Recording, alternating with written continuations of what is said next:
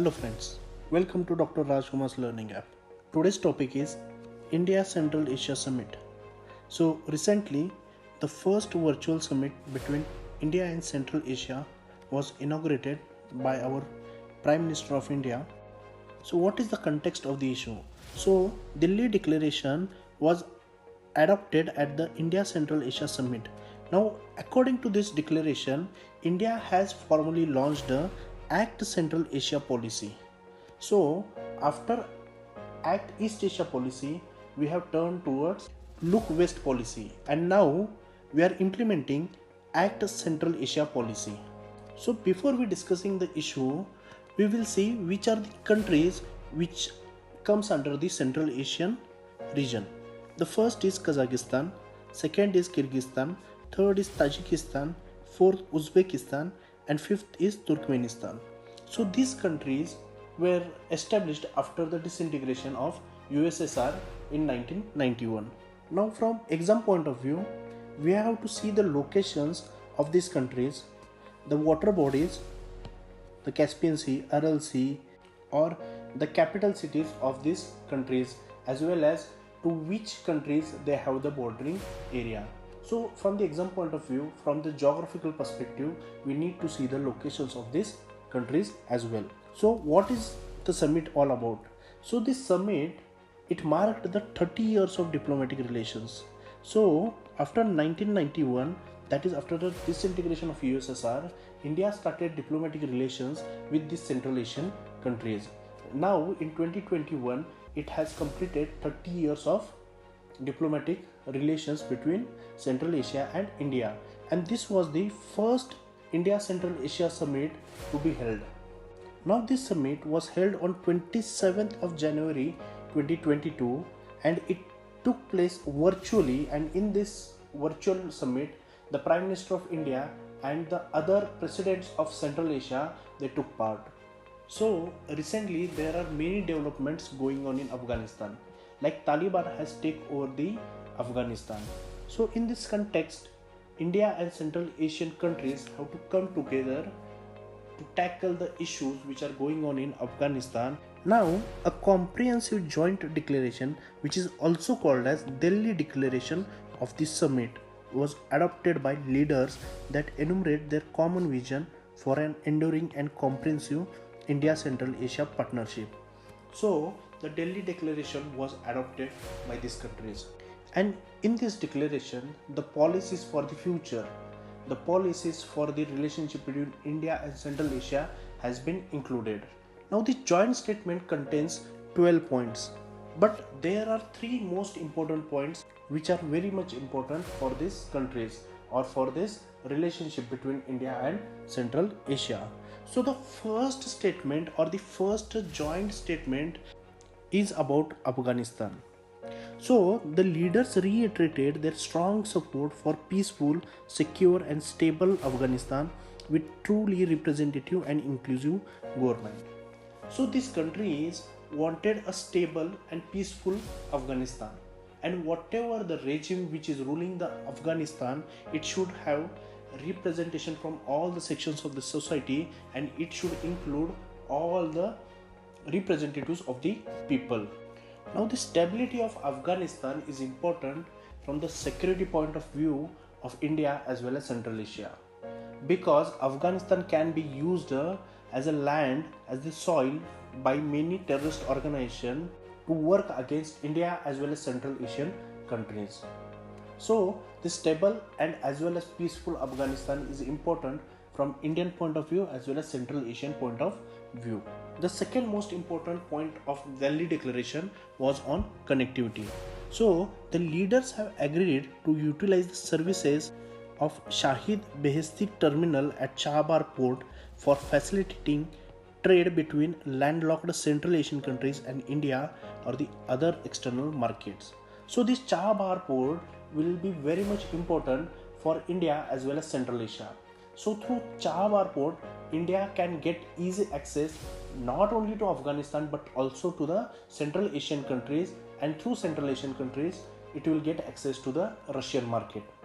So this utility of Chabahar port is very much important for India as well as Central Asia. So the Central Asia can also get access to the seas or the oceans which are already landlocked countries, so they can easily use this route to spread their trade in other countries or the other parts of the world.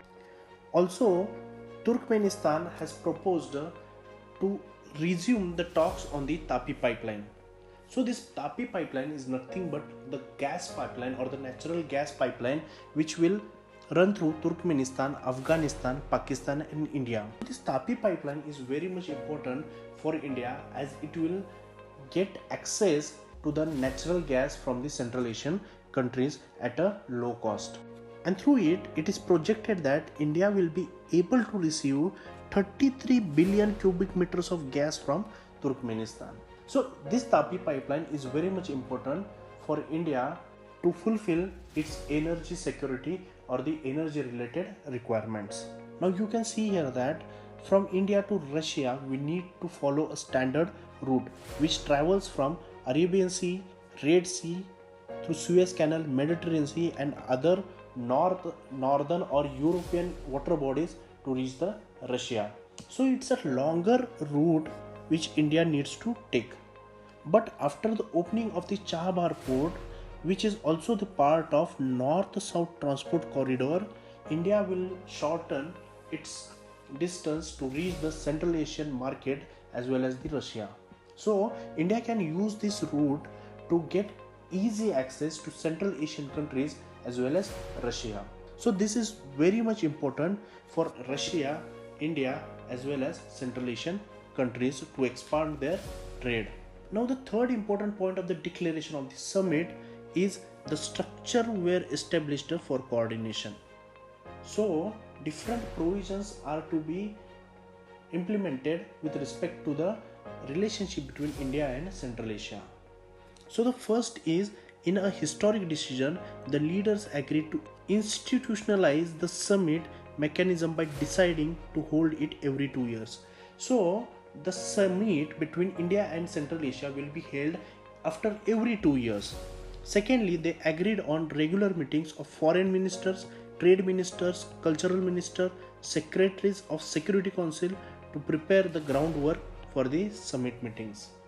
So these relations are important not only from the diplomatic point of view, but it will also help to boost the trade between the two regions or the India and Central Asia, as well as it will help to bring the people of the two regions together culturally, as well as it will help to get the cooperation or to cooperate with each other on the security issues. So these different coordinations or the engagements will be taken place before the summits.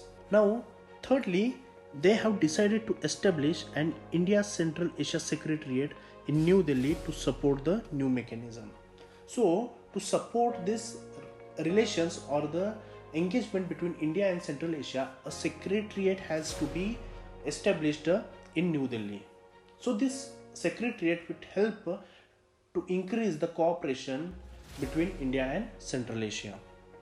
And besides these agreements, there are different agreements which has been taken place between India and Central Asia, just like Buddhist exhibition in Central Asian countries and commissioning of India Central Asia Dictionary of Common Words, organizing joint counter-terrorism exercise, arranging annual visit of 100-member youth delegates from Central Asian countries to India, and provide training for Central Asian diplomats through special courses. So these are the other types of engagements which has been agreed upon during the summit. Now all the three events indicate that India has launched the Act Central Asia policy with involvement of Iran and Russia.